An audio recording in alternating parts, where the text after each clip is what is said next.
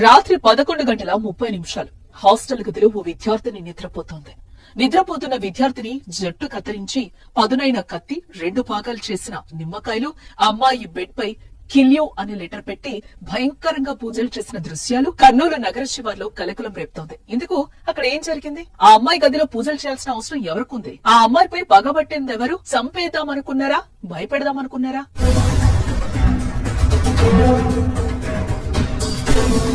కర్నూలు నగర శివారులోని B Tandrapadu SR college లో క్షుద్ర పూజ ప్రయోగం కలకలం సంచలనం సృష్టించింది. ఈ నెల 26వ తేదీ రాత్రి హాస్టల్లోకి గుర్తు తెలియని వ్యక్తి ప్రవేశించి బైపీసీ మొదటి సంవత్సరం చదువుతున్న ఓ విద్యార్థిని చంపే ప్రయత్నం చేసినట్లు ఆనవాళ్లు కనిపిస్తున్నాయి. ఆమె గాఢ నిద్రలో ఉండగా జుట్టును కత్తిరించాడు.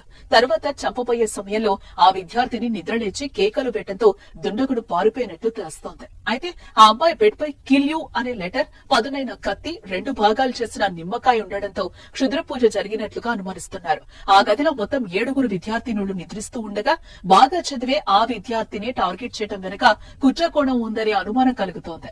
నా పేరు సామ్యుల్ అండి. మా పాప ఫస్ట్ ఇయర్ జూనియర్ కాలేజీ. రాత్రి 12:30కు మా పాప మీద హత్యాయత్నం జరిగింది. ఆ పాప చేయి తగింది, జుట్టు కట్ చేశారు, అక్కడ నిమ్మకాయలు క్షుద్ర పూజలు చేస్తున్నాయి. అయినా గానీ కాలేజీ యాజమాన్యము మాకు ఒక ఫోన్ కూడా చేయలేదు.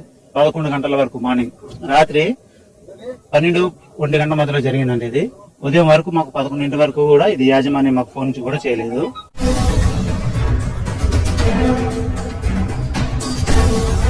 కాగా గతంలో కూడా ఒక అమ్మాయిపై క్షుద్ర పూజలు జరిగాయని, అప్పట్లో ఆమె కళ్లు తిరిగి కింద పడిపోయిందని యాజమాన్యం వారి తల్లిదండ్రులకు చెప్పి సమాధానించినట్లుగా సమాచారం. ఇప్పుడు మళ్లీ అదే కాలేజ్ లో క్షుద్ర పూజల ప్రయోగం జరగడంతో మిగతా విద్యార్థినులు భయాందోళనకు గురవుతున్నారు. కాగా క్షుద్ర పూజల సంఘటనపై బాధిత విద్యార్థిని తల్లిదండ్రులకు యాజమాన్యం సమాచారం ఇవ్వలేదు. అయితే తోటి విద్యార్థులు కొందరు విషయాన్ని వారి తల్లిదండ్రులకు చెప్పడంతో వారు కాలేజ్ కి చేరుకుని ఆందోళన చెందారు. యాజమాన్యాన్ని సమాచారం అడిగినా సరైన సమాధానం ఇవ్వకపోవడంతో విద్యార్థి, మహిళా సంఘాలు కాలేజ్ ఎదుట ఆందోళనకు దిగారు. 12:30 గంటల సమయంలో ఒక అమ్మాయి బ్లెస్సీ సారూన్ అనే అమ్మాయికి జుట్టు కత్తిరించి మరి అలాగే హ్యాండ్ కొంచెం కట్ చేయడం జరిగింది. దాని మీద మరి స్టూడెంట్స్ ఆర్గనైజేషన్స్ మరి పేరెంట్స్ కంప్లైంట్ చేయడం వల్ల మరి రావడం జరిగింది సార్. అయితే ఆ అమ్మాయి ఎవరు కట్ చేశారో చెప్పలేకపోతుంది. ప్లస్ ఆ రూమ్ లో ఒక 5 మంది ఉన్నారు. ఆ అమ్మాయిలు కూడా అడిగాము. మేము ఆ చీకటి ఉంది, చీకటి వల్ల మేము కట్టుకోలేకపోయామన్నారు.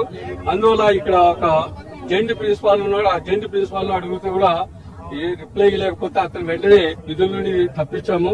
అలాగే ఇక్కడ హాస్టల్ ఎవరైనా జెంట్స్ ఎవరైనా ఉంటే వాళ్ళందరినీ తొలగించి ఓన్లీ లేడీ వార్డెన్స్ పెట్టేయాలని చెప్పడం జరిగింది.